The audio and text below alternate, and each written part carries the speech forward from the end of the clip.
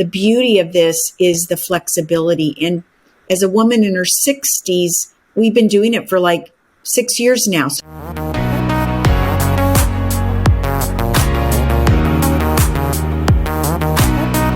Bjorn, thanks for joining me. Another episode here. Did I ever tell you about the time I booked an Airbnb, but I wasn't allowed to use any part of the left side of the room? It was all right. Ooh, these are getting good. Even your kids will probably be like, it's getting rough. I might have to actually explain that one a little bit more than I want to. Right. A joke is great when you have to explain the punchline. Exactly. So we had a great opportunity to sit down with some family members of yours, and I just thought maybe you might want to give us a little intro about what that conversation was about. Yeah, I was actually recently on a trip where I got to visit with some of my extended family on my mom's side, and we got to talking, and turns out they're actually, my aunt and my cousin are both involved in the Airbnb business, and one of them is actually sort of supporting other Airbnb owners, and then my aunt actually owns an Airbnb and is renting it out, and so we were talking, and I thought, wow, this would be really great to share with our listeners because they have a real expertise in, how to run it, how to clean, even just some crazy stories. So it was a really interesting conversation, and I hope everyone here learns a lot, and maybe you will start becoming an Airbnb person after listening to this expertise in this conversation. Yeah, really fascinating folks. Super glad to have them on. So without further ado, let's jump into the conversation with Bjorn and his family. I'll give my take of how we know each other, but then I'd love for you guys maybe to share a little bit on your end. I was recently on a little family trip and visited some of my family. Sally is my cousin and Sue is my aunt. And we just got to chatting one evening a little bit about just different things we've been working on. And Sally and her husband and then my wife, we were all sort of chatting about the Airbnb business. And Sally has started to get into that. And so we just had this kind of really interesting conversation, and we wanted to bring it to our listeners because we know that some of you out there probably have thought about doing some form of Airbnb, whether you're going to rent out a space in your house or you're going to buy a place and rent it, or maybe you're going to just use it on a vacation. You want to know what that's like too. But we have a couple folks who are doing it and wanted to bring their story. And so it got me excited. It got me actually thinking, man, I wonder how we could work that into our life. But wanted to hear from you guys. Sally, maybe you could just share a little bit about who you are and how we know each other and what you've been doing. And then Sue, maybe the same. And then I've got some different questions to ask you guys. I am Sally Acosta, and I am Bjorn's favorite cousin. And so we grew up in different states, but spent Christmases together, and anytime that we could all get together, we tried to get together. We didn't have a whole lot of cousins, so there were 6 of us, yeah. And so we would get together at Grandma Lou's house, and we would have our Christmases together. Why don't you just tell us a little bit about the Airbnb, just as a little bit of a teaser, and then we can get more into the details. So I have been involved in Airbnb now, I guess, for 2 years, but the hospitality industry for a long time. That's what I've wanted to do for a really long time. And worked at a ranch in Colorado in my summers in college and got to see all the different parts of the hospitality industry. And it was a resort, so it was really maintained, and we had a very specific schedule that we had for all of the parts of the hospitality there. And my part that I loved ended up being the background part. So the cleaning and getting it ready for new guests. And there are so many details, and there's such good details, and it makes people's stays very comfortable and nice, and it just makes you feel like you're being taken care of. And so I really liked that part. I loved that when we cleaned there, they did a white glove test on all of the areas so that it was just truly clean, and I just appreciate that. And it makes me want to stay there. It makes me want to be a guest. And so then through the years, I've done other cleaning jobs. And then in the last couple of years, my parents have their house in town that is in the historic district, great location, and they had been renting it out, and they had somebody that was cleaning for them and helping them out. And I just said at one point, hey, would you ever consider me joining your team and doing that with you? It's something that I love, and it's something that I could do while the kids are at school. We can work together on a schedule. I can be really flexible for you. I can help out with the cleaning, but also random things that go on in your house when you're out of town.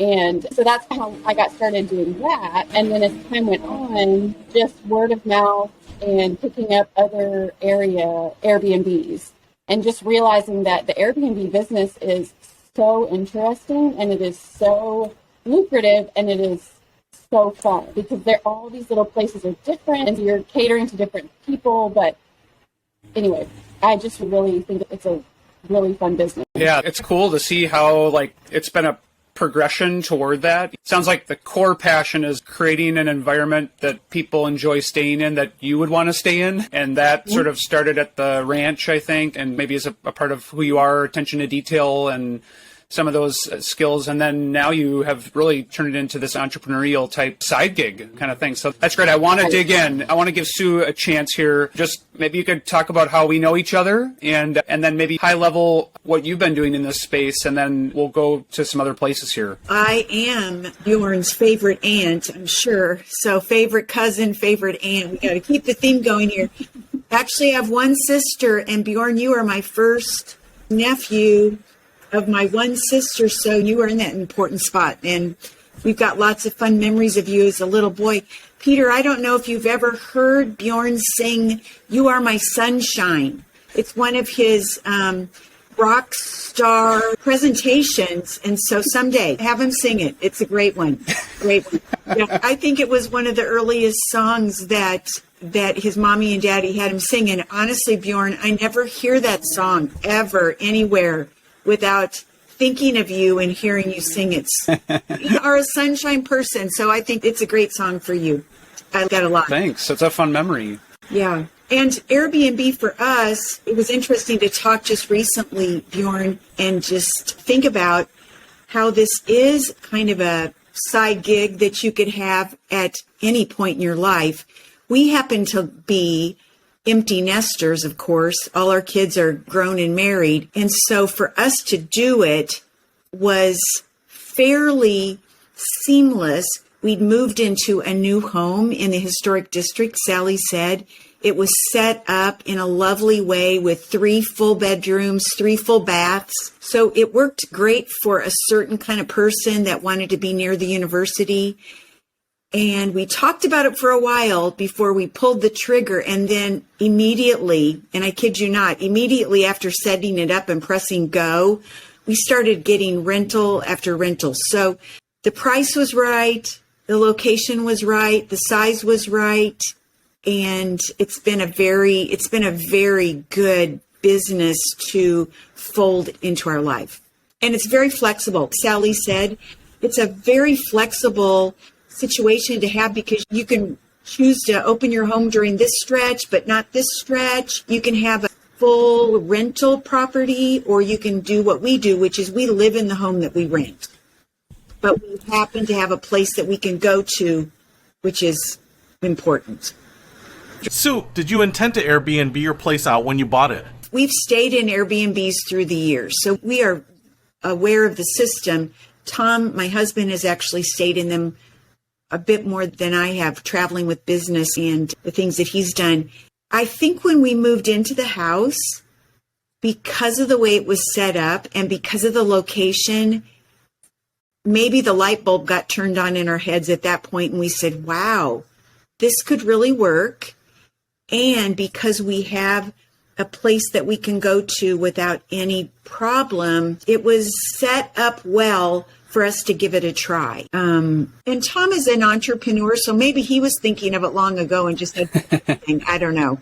Yeah, but it sounded like you had the structure in place for that to work. Because what I'm hearing is that if you're going to live there, obviously you've got to have a place to go. I'm assuming that you're not going to stay there when the other people are there? Because I know some people will just rent out a room and they'll actually continue to live in the location with the guests. But you had some of the key structures in place to do that.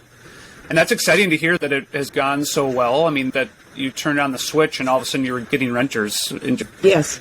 Well, we turn over the whole house to the guests.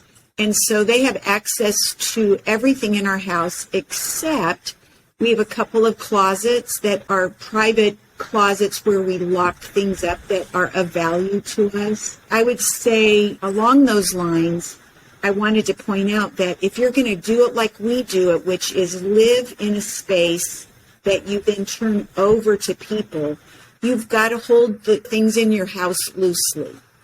It isn't for everyone.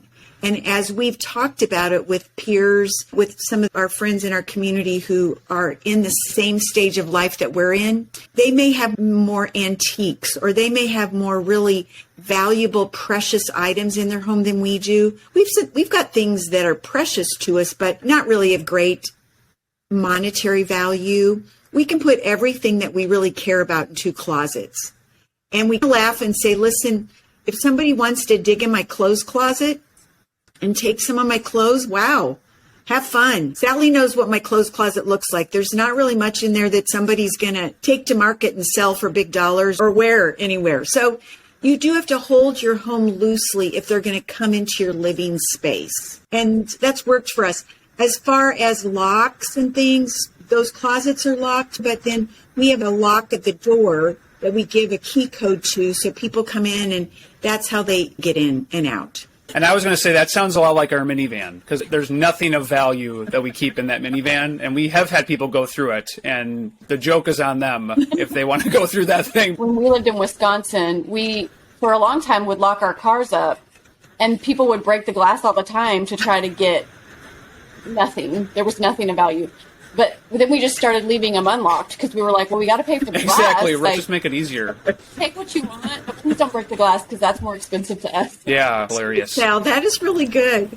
So, Sal, we've heard setting it up, having a place. There's, I know, some different options there, but could maybe both of you just walk us through what else needs to be part of this? I know, Sal, you've been doing some cleaning, so it sounds like there's that component. And I've used Airbnbs, and there's a whole list of different things I have to pay for, not just the cost of the rental. So tell us about the other pieces here that need to be considered. When Mom and Dad set theirs up, there weren't as many regulations in Fayetteville where we are as there are now for Airbnbs, and then the city added some layers to that, and so they had to go through a whole checklist of safety and kind of not construction precautions, but just a checklist of, right, Mom? You say what the qualifications were that the city had you guys go back and do. Fayetteville, Arkansas did realize that there were a lot of people doing Airbnb in their homes and they wanted to regulate it. So they gave you a checklist of things that you needed to do to be safe and to be regulated. And so the list includes, you have to make sure that you have smoke detectors, you have to have, what do you call them? Fire extinguishers. Have to be up to date. Yeah, couldn't think of that. You have to make sure that your heating and air conditioning have been checked. You need to do that yearly. All the stairways need to have the right kind of railing. All the outlets have to be regulated and make sure that they're safe. Carbon dioxide detector. I think that would be about it. Okay, so it sounds similar to if you are a landlord. It is, you are basically a landlord renting your place out. And so there's just all these sort of city-wide restrictions or requirements, maybe is a better way to look at it. And then she had to have somebody come and inspect. And people who stay in your home also need to know where you turn off the gas, where you turn off the water. They need to know where the breaker box is. So you have to really make sure that your home is set up a lot like a hotel, where you would have a sign on the door that says, here's the exit in case of a fire. You have to make sure that your guests can really maneuver in your home adequately and safely. Okay.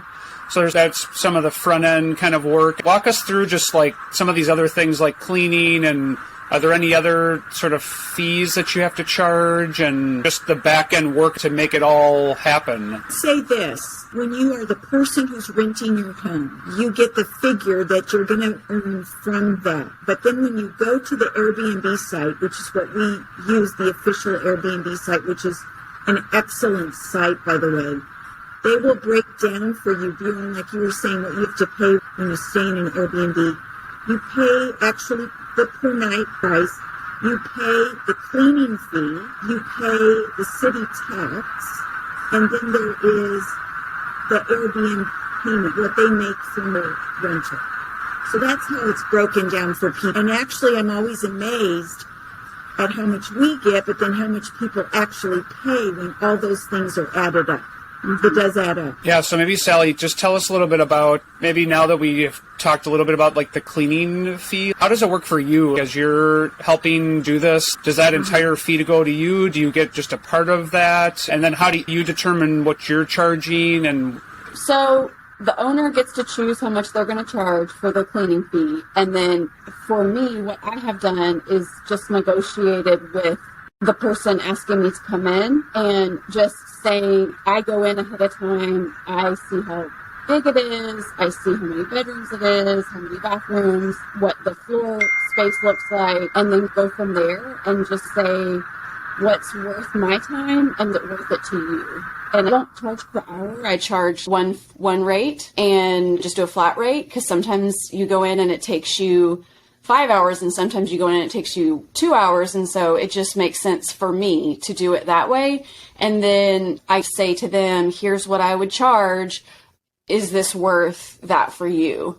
And they are free to say yes or no, and depending on what they are planning on charging. And a lot of times people will tell me like ballpark of what they're going to be charging on Airbnb. Sometimes they charge an amount and then I get a little bit less than that, because for them, they're still having to do extra things that they're paying themselves for. Sure. Yeah. And then do you have to supply your own cleaning supplies? Do they supply that for you? Is that factored into the cost? Or? So it's different. Every Airbnb is different, but I actually like to bring my own personally, because I like to know that I'm going to have what I need. And I don't like to be surprised. And one of the Airbnbs that I cleaned has several people that are cleaning. Most of mine I'm doing myself, and I'm the one person that they call. But there's one that have several, and so you just never know. So I bring a basket of things, and I have my own, and I just factor it into my tax deduction for business, my cleaning supplies. And that's just worked out well for me. But I don't bring a vacuum and mop or anything like that. I bring rags and I bring cleaning supplies there. But some people have specific types of cleaning products that they like to use on, say, like their wood floors or different kinds of tile. And somebody really likes to have a magic eraser on their glass doors. And so that's something that usually they provide, but sometimes I just bring just in case. So yeah, I just factor that into my own Yeah, cost. I like that. That's a good idea. Okay, so I have to ask, what is the weirdest thing you've ever found that you can share over the airwaves here as you've cleaned? There was one recently, a friend of mine that I help her out, and there was a group of people that kept extending their stay. And she had just put hers on the market. She had lowered the price to get more renters, which we can talk about later as not a great idea. But anyway, she had lowered the price. You have to keep it in a certain price range or else you end up with this situation. But anyways, she was trying to get reviews and that kind of thing, because you have to get to be a super host, and that's super helpful for when people search for you online. But they kept renting, they kept extending, and then she could tell that they were coming in at odd hours of the night. The lock, she could tell it was at 3 a.m. and at 4 a.m. and whatever, all these different nights. And so we were getting a little nervous, like, what's happening? Oh, man. And so the day they were supposed to check out, they would not check out. So she went, and then I came, and there was a giant dog, and this giant dog had been there 8 days and had slept in the beds and had run around and had peed on the carpets and broken things. And it was a group of young people that had rented this place for them. They were coming in for a convention.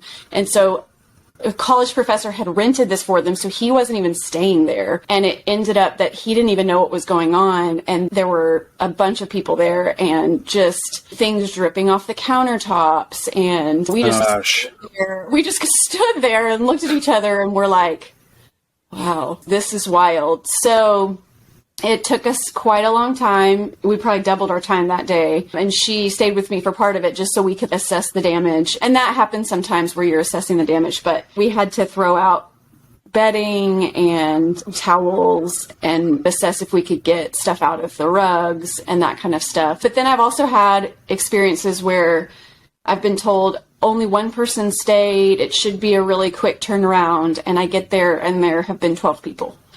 Wow. And they Okay. in every single area you can possibly imagine and used every sheet and used every towel, and people are sleeping on the couches and the floors and they've broken things or whatever. You just don't know. And that's not the norm. I would say that there have been mostly really good experiences. Usually the guests really care because you are being reviewed and they are being reviewed as well. Sure. Okay. Most of those situations wouldn't happen twice. Yeah. Because their reviews would be bad enough that they would not. And Airbnb has a good insurance policy for situations like that. And so you are not at a loss for those kind of things. Weighing into the description that Sally gave, location of your Airbnb makes a difference. That particular Airbnb was very close to the university and is an easy place for students to stay. Wouldn't you say, Sally? Yes. So I would say if somebody is thinking about putting an Airbnb near a university, I would say that it's more of a gamble a little bit because sometimes students aren't as conscientious as moms and dads or families or grandmas and grandpas, whoever you're going to have in your home. We have found that there's this magic number that you play with when you rent your home out. So you don't want to be so high that people don't choose you, but you don't want to be so low that people don't value what you are offering in your home. And so we actually started high and knew we could come down. And we did have to come down as competition got bigger, got more intense in Fayetteville. And I think we've found a pretty good number for right now. So that's a case. Interesting. That's a thing to ponder. Another thing too is as Tom and I watch programs on Netflix about setting up Airbnbs or vacation homes, we always turn to each other when they're so excited that they have this giant property that's going to house 12 people. And if Sally was sitting on the sofa, she'd look at us the same. We'd all roll our eyes and we'd say, the more people you have, the more bangs there are going to be against the walls and the more things that are going to get spilled and the more beds there are going to be that are all messed up. So there is just this magic formula of finding the right size to have the appropriate number of people that take care of your place but earn the money that you want. Sally, wouldn't you say? Yeah. Yes, I agree. Interesting. So any idea on what that is time commitment wise? How many hours a month do you think you'd spend looking at that? I like your question in this way. It actually is fun for us. And it was fun for me even to hear Sally describe how she realized the joy that being at this ranch out in Colorado brought her. This is actually a joyful job for us. There's something about it that we just really enjoy. So for us, watching programs about vacation places is a joy. So we don't really chalk it up for research, but of course we'll look for articles about Airbnb and share them with each other. So I don't know that we intentionally do research, but we're curious people. And right now, the two couples, Sally and her husband and Tom and me, are looking to increase our Airbnb world and build some Airbnb places outside town in a little recreational part of Arkansas, which is beautiful. So we like it that much that we're interested in doing something a little bit more. Yeah. One other question for you just before we leap into the kind of future space here is what led you to go the Airbnb route of kind of just occasional rentals versus having this place be more of a long-term rental kind of space? Why did you guys go the route of, we're going to live here sometimes, we're going to rent it out sometimes? For us, it just ended up being the place that we lived. So we just started from there. We look around at rental all the time. Every time a place goes up for sale, and Sally, maybe you're the same right now. Every time a place goes up, I think, oh, would that work? I wonder how much that place cost. Could we ever buy that and rent it out full time? And then to go back to Peter's question from back at the very beginning, there is a difference between renting full time and weekend rental. Right now, Sally has a situation that I know she'll describe where she's cleaning for someone who is both. And that person was sharing with her about the value. Sal, why don't you tell what the gal said? So there's a property, again, close to campus, and it's a 1-bedroom cottage. It's a studio. There is a door for the bedroom, but it's very small, and it's attached. The front part of it is a rental for college students. So I think it's like a 2-bedroom, and they divided the properties, and one is Airbnb and one is full-time rental for college students. And I think they have 3 college students that live there. And she said, if we were to go back, we would do both as rental properties, as Airbnbs, because the rental, they make so much more doing the Airbnb, even in the smaller 1-bedroom cottage, than they do for long-term rentals of 3 students living there, just because they can just keep turning it over. They don't live in it. So they can just keep turning it over every single week. And because they've done that, and because they've realized that, they're thinking of maybe not extending the lease for the next time around for college students, like maybe next year when college students are moving in, they would just have 2 little Airbnbs there, but then they're always looking for properties as well, because the market's been super high, so it hasn't been the best time to buy. But as the market's coming down, you can find little gems of smaller to medium-sized properties that, yeah, the long-term rental can be great because you have one person that you trust that's living there. But they've said money-wise, it's been the Airbnb that has been the best moneymaker. Can those folks who have different units, can they keep adjusting their price up and down based on the market, or do they have to keep it the same? Like, how often can you adjust the price? As an Airbnb host, you can adjust it however you want. For example, right now, our fall is booked pretty solid all through September, 3 weekends in a row in November. But we have no football games in Fayetteville in October, and October is empty. And that's really odd for us. So I've been sitting at my computer at my Airbnb site, adjusting the price and deciding how low I can go, going back to that other formula, how low I can go and still get the clientele that I want. Oh, interesting. And still make it worth our while. Because each time you turn over, like Sally was saying, this host was talking about, you make more money, but you have more work that you do each time. Sure. If you have long-term rental, you're not cleaning every week or 2 times a week. And that's a part of the business. I'm experimenting with the prices in October, and I'm actually experimenting with the prices in December. And we'll see. Kind of fun to hear it from your side, too, that you're the Oz in the background making those adjustments. I would lower it for you, Bjorn. I would. Oh, thank you. You've got, yes. Oh, yes. Now, if I sing You Are My Sunshine, does that give me a discount, too? Or okay, perfect. Sal, you had mentioned this term, but I just want to maybe dig in a little more. Could you guys explain to us what is a superhost? You have to tell me for sure how many times, but it's people staying a certain amount of times with positive reviews, correct, is a superhost. And if you are a superhost, when you are searching for an Airbnb, you can choose to look for only superhosts. And a lot of times the superhosts, like a Google, when you're searching online and the top things come up, when you search for something, a superhost would come up at the top. Okay. So you just get more visibility. Right? Okay. How many times?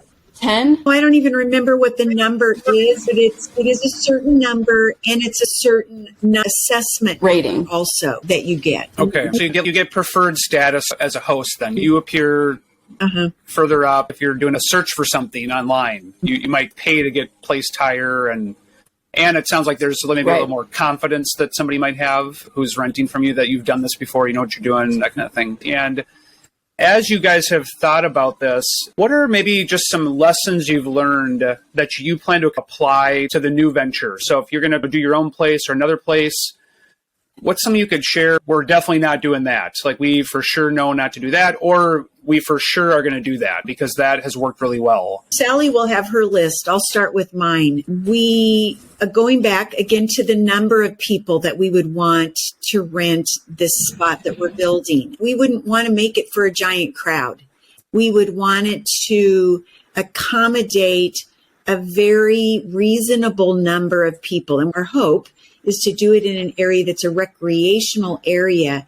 And so, again, we're going to be playing with a magic number of guests that we would have in this place that we're going to build. Just the other day, I was telling Tom, now, when we build this place and we describe what it is, I want to make sure that the word peaceful and quiet is in the description. Because it's a recreational area, I could say, sleeps 20, bring all your friends, bring in your BB guns, and you could make it a party place, or you could make it a place for peace and family and hiking versus that kind of a destination. So that's one thing that we have learned from our model here that we would carry over to that spot. And also, we're going to be making it so that it's very easy to clean. Do you think it's more important to have a good description, or is it more important to have a location? Your location does really matter, and your description of that location is very important. And you're given in your description that pops up on Airbnb, you're given a certain number of letters and words. And so we worked like crazy with the words that we chose to describe our home in Fayetteville. And I think the places that Sally organizes and works with also, I'm sure they've had to do the same. So what's your hook? For us, it's this little college town. We're close to campus, and we can put that as our hook. So we'll have to come up with this place that we're doing with Sally and her husband with our hook. And Bjorn, it's so interesting that today, with the internet, you can do such a thorough search and you can figure things out. When Sally was growing up, you guys were little kids, we would travel locally with some neighbors, and we would go like over Labor Day, or we'd go Memorial Day, and we could only figure out places by looking in magazines. It was the craziest thing, the way that we would find where we were going. And sometimes we'd land in good places, but other times the description wasn't adequate. And one year we ended up in the most crumbly spot ever. It was clearly like a fishing shack that was on the water. I don't even know if you remember that, Sally, but we had 2 cabins and they were atrocious. But the description and the review system wasn't in place like it is today. And so it was just what we found. And everybody made the best of it, but wow. You know what? The funny thing about that is Aldi chips were a part of these trips with the kids, and they were all very bummed that we brought Aldi chips instead of official Doritos. But Aldi chips have gotten better, I do have to say. They have gotten a lot better. More gourmet. And we'd like to thank Aldi for sponsoring this episode. We'll take chips. They have wine of the month, or they have an advent calendar of wine every year. So I was going to say about the small versus large. There's a sweet spot with large, and there's a sweet spot with small, because there's this middle spot that's weird. Like if you want a big beach house and you want several families, and several families are paying for it, that's a sweet spot, because you have a big house that is worth the amount of money that people are paying, and you've got 3 or 4 families that are paying into that. And so that amount of money that you're paying for the Airbnb is totally worth it. And the cleaning fee is big. It's all big, but you're splitting it, so it doesn't feel quite like such a big feat. Then you've got the 3-bedroom, 2-bath, or the 4-bedroom, 2-bath, or 2-bedroom, whatever. That's a sweet spot because it's a family that is staying there. And so that family, or a few college students or whatever, are staying there. And so that is your sweet spot too, because It's a good enough price for you to do it per night and comparable to if you were going to stay at a hotel, but just better amenities and you've got a kitchen and you've got all these things. So you're paying for that. There's this weird spot in the middle that's like, we rented our house at one point and it was not a sweet spot because it was still a spot where it needed to be more because it was a lot of work to get ready. And it was a lot of different beds, but it wouldn't have worked for a lot of different groups to come and stay for a college weekend or like a football game or anything like that. So in doing that, we learned this is not for us, if that makes sense. I don't know if that makes sense, but for us, like you can go big or you can go smaller-ish, like single family home. The middle part is the part. And Sally. So that's one thing I would say. Tell them, and so for that particular visit, tell them what was quite startling. Oh, it was so funny because we rented this place for the weekend and worked really hard to get it ready. And then I heard from multiple friends that they had gotten invitations for a graduation party at my house. Oh my gosh. Invitation, and it's your address. What?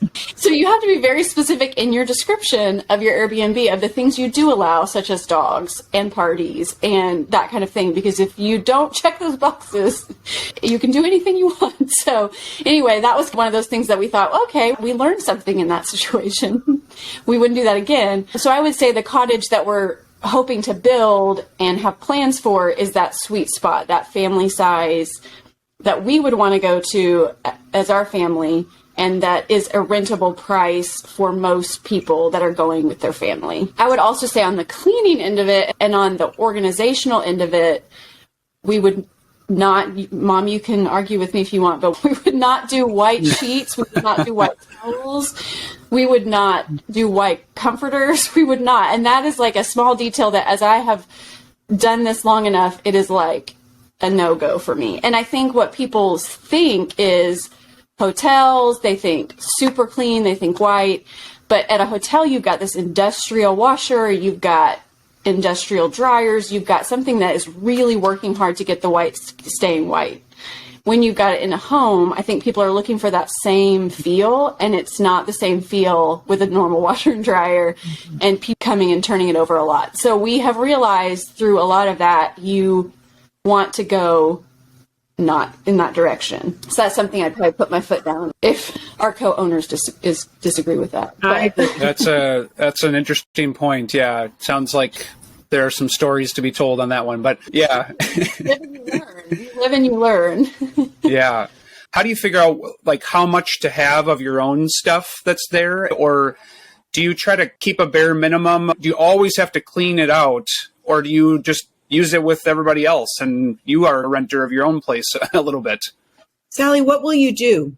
What are you picturing when that second place is done? What are you picturing you'll do with stuff? I'm curious. I would say that you, like you were saying, Mom, you have an Airbnb and that whatever you're getting is going to be used. So it's going to be what people sit on this couch a lot. You sit on this couch a lot. You want to get good quality stuff, but you don't want to buy the most high-end things because it could need to be replaced at some point. And so comfortable, but middle of the road, I feel like not cheap, but middle of the road where you would have that kind of stuff. And then I would say having a locked area where you would put, even the way you do it, Mom, where you have your comforter and your sheets and your towels that you put away. And then when you switch them, you switch the comforter out and things like that to the Airbnb comforter.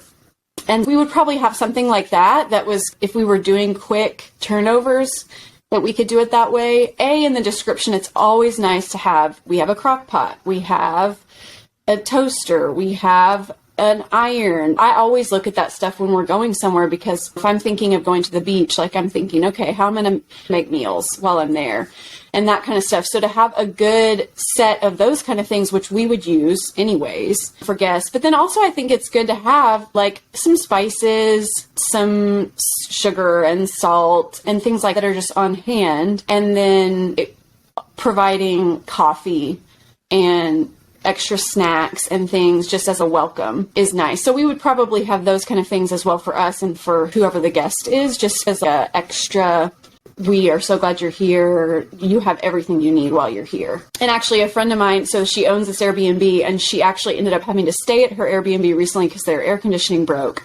And after she stayed there, she was like, we had everything I needed. Like, we had everything I needed while I was here. And that was really good for me to see, because you don't know, because you're not the guest. But then when you come and you stay, you're like, there was coffee, there were filters, there was sugar, they had water bottles, they had paper towels and that kind of thing. So she felt like, for the guest's sake, there were things there that she needed. I mean, when I go on a trip, that's what I'm thinking too, because I'm thinking, do I need to bring detergent? Do I need to bring that kind of stuff? So just providing those things that you would want if you were going to be there with your family. I have to stop here and throw in a story about things that you have on hand. Because it's our home, it's not like just purely rentals. So what's left in our cupboards, in our kitchen cupboards, are crackers and oatmeal and flour and all the things that we have in our cupboards. I clear off as much of the refrigerator as I can, but I still leave a little bit of food tucked in some drawers in the freezer. And so on one occasion, I came home and was getting ready to take the trash out after the guests had been here. And I looked in my trash and said to myself, oh, they eat the same kind of Oreo cookies that we do. That's amazing. And then went to my cupboard a little bit later and thought, oh, my Oreo cookies are gone. So usually, again, I don't care if somebody wants to take my Oreo cookies. Okay. Usually there's no problem there. But again, like Sally, you're saying, what you leave, you've got to say, okay, am I okay if they use all my coffee up? Am I okay if the sugar is gone? That's the thing about Airbnb. You are inviting people into a space that can feel personal. And that's just a part of the whole formula and plan. Sure, you have to hold it a little loosely, and that's a funny story. I guess you just got to kind of just go, okay. Yeah, they were the real thing. Yeah, double stuff probably. So I'm just thinking of your future place here. Is it reasonable to say that place might be in better condition because it's being checked on so frequently, it's being cleaned on a regular basis? Is that something that an Airbnb renter could assume in this whole formula, that it'll stay in better shape because of the fact that it's being turned over, it's being looked at, it's being watched after, rather than it just sitting there and you're not using it for a few weeks out of the year because you're living in your normal house? I would say it gets paid attention to for sure. And that's where the reviews come in, because I feel like if you are doing a good job keeping it clean and keeping it maintained, your reviews will show that. Because there are places that I would say that is not the case. And we have stayed in places where that is not the case. And so I guess it all just depends on how in tune you are as a team to detail. But yeah, it definitely does. It gets cleaned. If you're having renters often, it is wear and tear often, but it's also being cleaned more than maybe at your own house. I do think the whole thing about Airbnb that is so strong is, like Sally has mentioned a couple of times, it's the reviews. You can really understand what a place is if you take time to read the reviews. Tom ended up staying, and Sally's heard this story, he ended up staying overseas in, I think it was in Vietnam, in an Airbnb. And the pictures looked amazing. And when he got there, the beds had not been made yet. There were wet towels hanging. The air conditioner was not working. It was really a mess. And there had been a breakdown in communication with the hostess, it sounded like, first of all. But then when he looked more closely at the reviews afterwards, he got a little better picture of what this place was like. So you can really know a place, but that does take time. And you live and die by your reviews. You really do. And you always hope for somebody who's going to say nice things about you. But you have to work for it. You do. You have to work for those reviews. You do. Yeah.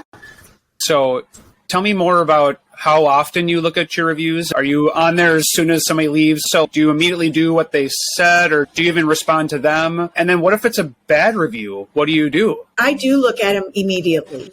But here's what happens. I can't see theirs and they can't see mine.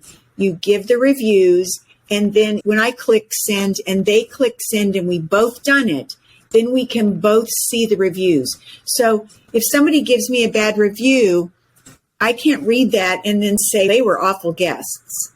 I can't. You're saying it without knowing what the other person is going to say. So that's a strong part of Airbnb. We did have someone who stayed once who was funny. They actually gave us high marks. They gave us a high number.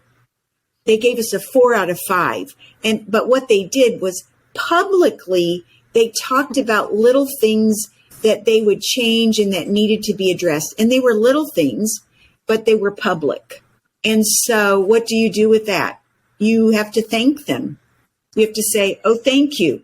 Thank you for saying the caulking needs to be fixed on the bathtub. Thank you. Thank you so much. I appreciate it. We will talk to someone about that right away. Yeah. Wasn't it last week or something that somebody said that they would change the configuration of your driveway? Yes, but they didn't. Thank you. It's probably not going to happen, but thank you. Thank you for that creative idea. But they were a really wonderful guest in this way.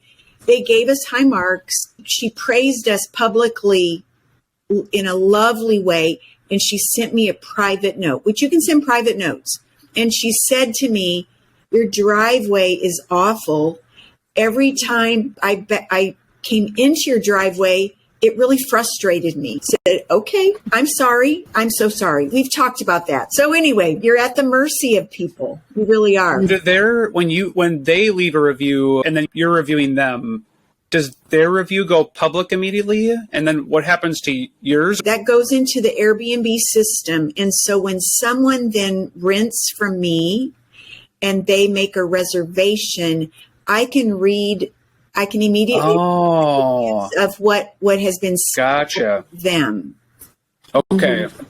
And the way our system is set up, we allow people to rent with us instantly without me giving them an okay, but they have to be vetted. Somehow the Airbnb system vets them and they are admirable guests. And so that's why they can rent quickly with us. And that's a good point. There are two ways that you can do it. You can have them book instantaneously, right? Or you can have your system set up so that they can request to stay there and then they look at stuff and then they can check their calendar. They can check if their cleaner can come. That happens sometimes where I'll have someone say, can you come on this specific day to clean before I say yes to these people? So you can set it up both ways where you as an owner can choose how you want to say yes. Great. Yeah, you guys have shared so many helpful things today. I just wanted to give you a moment to, as we think of anyone listening today that's thinking about getting into this, any other advice you would give, maybe for someone that's considering this before they even go down the path too far, that have to be in place or that they have to know before they do an Airbnb. On my end, I would challenge people to get involved in the background of it first. So it is a very good, flexible job if you are a detail-oriented person and you want to see how it is run. And it has been invaluable for me to be in that part of it because it's something that I really enjoy, which I know that's not everyone's cup of tea, but for me, this has been my favorite job I've ever had because it has been super flexible. Being a mom of 3 who are in all different things, I can do this when they're at school. I can choose when I say yes. I can be very flexible with my schedule. It is by myself, so I can listen to podcasts and I can listen to books, audiobooks and things like that. So for me, it's a refresh, but it has helped me to understand the parts of the business that I probably wouldn't have understood if we were jumping into it on the other end and saying, I want to do this, I want to start an Airbnb, this is how I want to do it, and this is how I think that it should be done, and I've read these things about it. But on this end, this has been invaluable, and I think will help serve us in the future to know like what we would do and what we wouldn't do. And I just would encourage people that this is a great job to have if you're looking for something that is an extra income and is something that you can choose your own schedule. That's really good advice. Yeah, there's no substitute for just getting in and doing it and learning it. Like you said, I mean, that's really intriguing. And I've earned some income doing it. And you've learned the skill set a bit and how to really do it as a person renting. So How about you, Sue? Anything else you'd say advice-wise? I want to just tack on to what Sally said because I think that is so true. It is such an amazing job of flexibility. And in a lot of jobs that people have are very scheduled and very packaged within certain hours. The beauty of this is the flexibility. And as a woman in her 60s, I started doing this. We've been doing it for 6 years now. So I started it in my 60s, and I've been looking for a job myself that would have that flexibility because of our travel, because of wanting to spend time with our children and our grandchildren, but also the other callings I have on my life. I have ministry callings, and this just worked with that perfectly. And so I would say to people who are thinking about doing it, do the background, listen to this podcast, listen to all the great wisdom on this podcast, but know that it's the kind of thing that you can try. And if it doesn't work, like Sally and her husband tried it for that weekend, it didn't work for their home in this season. Oh, well, they tried it one weekend and now they know. And now they're looking at some other things. We tried it and it worked for us. And we felt so nervous about pressing that first button that said go. But honestly, after pressing go, I could have pressed stop within 2 weeks or 3 weeks and said, this doesn't work. So it's one of those kind of wonderful things that you can try. I would check to make sure that within your city, that you're doing all the things that you need to do to make it legal, to make it according to city code. There's a real peace of mind about that. Sure. But it's been a great thing for me. It's been a great thing for Sally. It works for Tom and I together. I'd say you really want both husband and wife to be on board because it does take everybody's cooperation to do it. Wow. I'm intrigued. I'm going to do some soul searching on this one too. Talk to my wife, see what she thinks. But thank you guys so much for your time. This was really fun just to get to hear your story. And you both have such a cool angle on this. And the fact that you're doing it together just speaks volumes. But my big takeaway was just hearing it's one of those things you can just try. You can get started and try it and find your spot in this. But it can be a really nice, flexible side gig or part-time gig or whatever you're kind of looking for to bring in some extra income. So appreciate you guys taking the time today. Just to our listeners, thank you so much for joining us today. We are here to talk about life, money, and you, and bring in real life stories of people that are doing exciting things. And as we pursue financial independence, we are trying to find different ways to do that. And this is one of those ways, helping you bring in extra income, think and act, and live creatively. So thank you guys so much for your time. Thank you. And Bjorn, are you going to end the program with You Are My Sunshine? We'll record that later. I got to go into the recording studio for that one. You are my sunshine, my only sunshine. You make me happy when skies are gray. You never know, dear, how much I love